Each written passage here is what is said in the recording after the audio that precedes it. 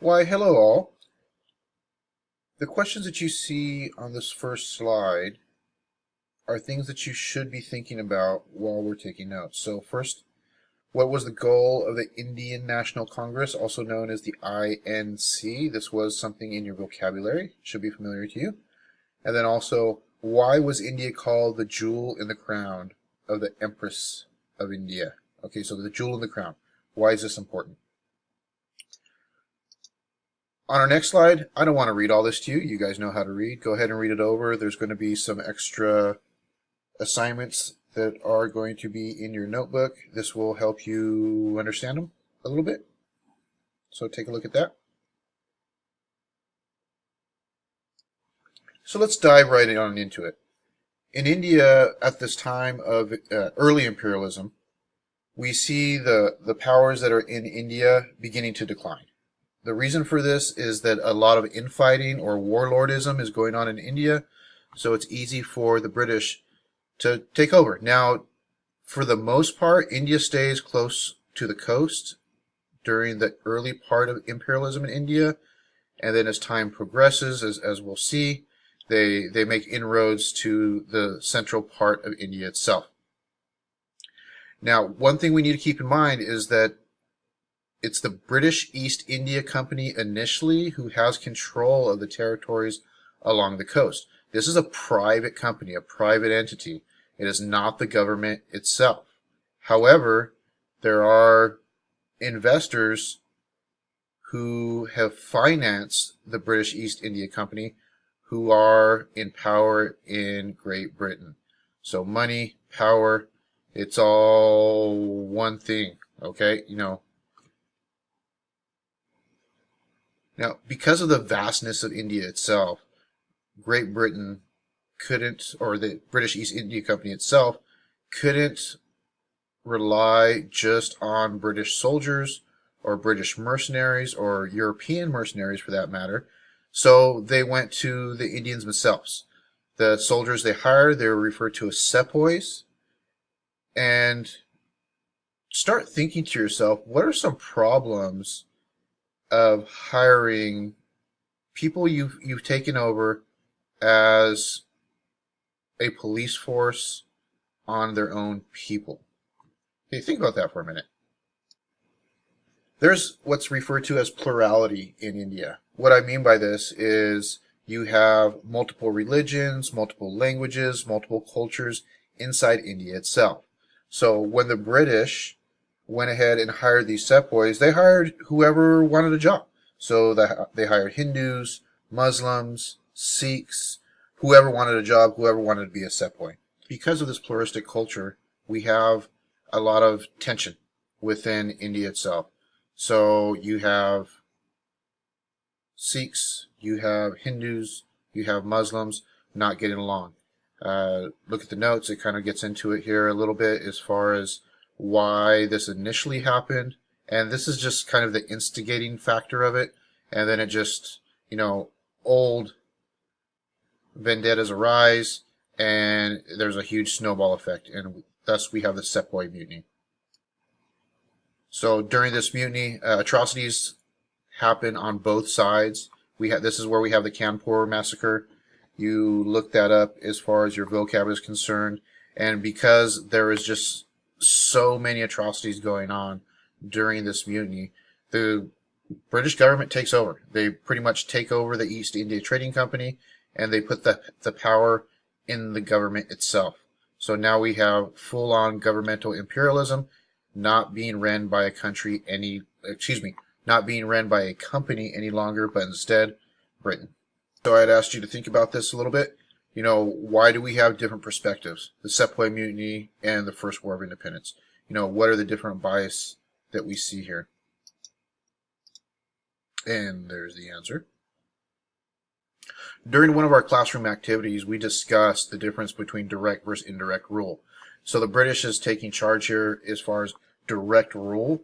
So you have British officials actually in India governing the country. Now, India is a big country. There's a large population. The number of actual British civil service staff is minuscule compared to the actual population of the country. Now, British rule did have both positives and negatives for India itself, and we'll talk about that in just a sec. Because this was direct rule, the British made sure that this was a relatively honest government. They're attempting to unite the Indian people through their rule itself. We see a new school system getting set up by Lord Thomas Macaulay. This school system was mainly to help administer this huge chunk of land, because you have to keep in mind, if you look at Great Britain in comparison to India, Great Britain is tiny. The British government is training soldiers, they're training administrators. Because of the sheer size of India itself, only 10% are really utilizing this new system of education in the army, and it's really only relegated to the upper class. Britain did bring in infrastructure, things like telegraph, railroads, water systems, to help the country move as smoothly as possible. Now, it wasn't just for the people. Remember, they're there for raw materials. Having something like a railroad, a telegraph, makes administration of this vast area a lot easier. If there is an uprising somewhere, they can send a telegraph. They can use the railroads to send troops to quash any type of revolt. Yet, at the same time, it did help connect India itself. Now, definitely hardships were going on in India during imperialism. Manufactured goods destroyed local industries. People who would make clothes, for example, pots, cooking utensils, these were all being created in British factories. No longer were Indians making items themselves. You also have, in rural areas, zamindars collecting taxes from peasants, and some of these zamindars were a little shady. What I mean by this is let's say there was a 10% tax the British was imposing. Maybe they would go to these rural areas and say, okay, the British is imposing a 12% tax. And they would take that 2% and put it in their pocket. If they couldn't pay, their land would get taken away and would get rented back to them. So they would lose their land and now become renters or tenants. One of the hugest travesties that we have during this time is the 30 million Indians who starved to death. The reason they starved is because they were no longer growing food. The British said, hey, stop growing food. Grow cotton instead. We need cotton for our factories. And they switched over. Okay? Coupled with the drought as well, in a certain area of India that was supposed to produce the food, it was no longer producing food, so you have this 30 million Indians starved to death. One important thing to take note is if you look at these dates, 1800 to 1900, the U.S. Civil War was also during this time. And of course, during the U.S. Civil War, what we have going on is a blockade on the South, who produces, millions of bales of cotton a year. That supply gets cut off to the British. The British have to go somewhere else for their cotton. So inadvertently, our Civil War did assist in this 30 million Indians being starved to death because they are now growing cotton for the British instead of us. Recently, we talked about social Darwinism and its implications of one race considering themselves superior of another race because of social Darwinism. And this shows how the British treated the local Indians. One example of this, the Taj Mahal, for example. They would go to the Taj Mahal and chip pieces off of it and bring them back as souvenirs. The Taj Mahal, this is a tomb. Okay, so can you think about that? Someone going to a cemetery and taking chunks off of headstones as souvenirs? Pretty bad. As you can imagine, this is really building up a nationalist movement against the British. So Indians are starting to come together a little bit more in response to British possession of their land and their racial attitudes. I already talked about this, but I just want to reiterate it with this slide. Now, this is interesting to note because the first Indian nationalists were educated in England. Universities like Oxford, for example.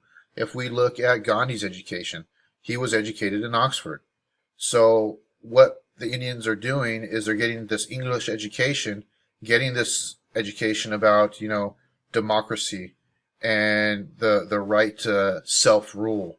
And they're bringing it back and they're implementing it against the British. So they're using British laws against the British. Initially, we have a small group of upper-class Indians forming this INC, this Indian National Congress, and they ask the British, they just want a piece of rule. They're not looking to govern themselves wholly.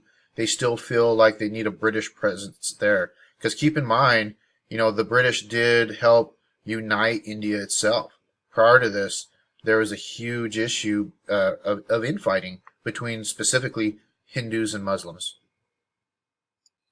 This split does continue in the INC, this split between Hindus and Muslims, and we do end up seeing two countries being formed during this nationalist movement, and we see India becoming, of course, India, and then the northwestern part of India becomes Pakistan. So the Hindus stay in India for the most part, and Muslims go to Pakistan.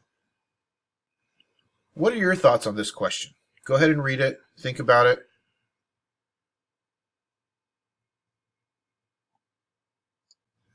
So during the early 1800s, during British rule, there is a cultural revival in India, and many Indians are looking to, take their culture back in. So they're issuing textbooks, for example, in Sanskrit, one of the oldest written languages. If we look at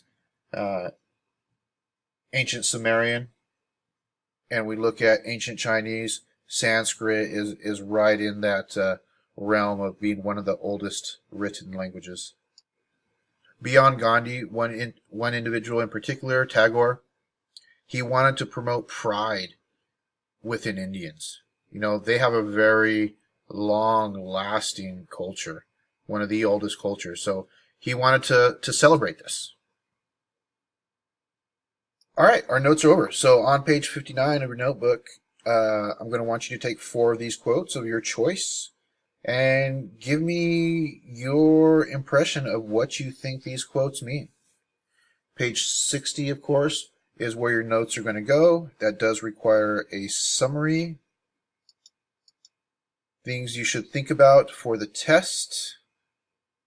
I'll show this a little bit later. And some more items that you should also think about for the test.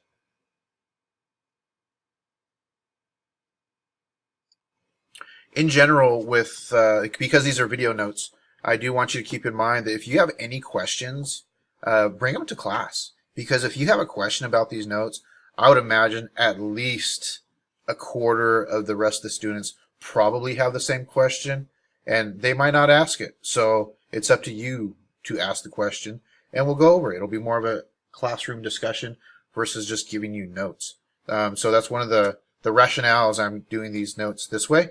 That way we have more time to actually talk or have a discussion in class versus me talking to you or at you. Have a good day.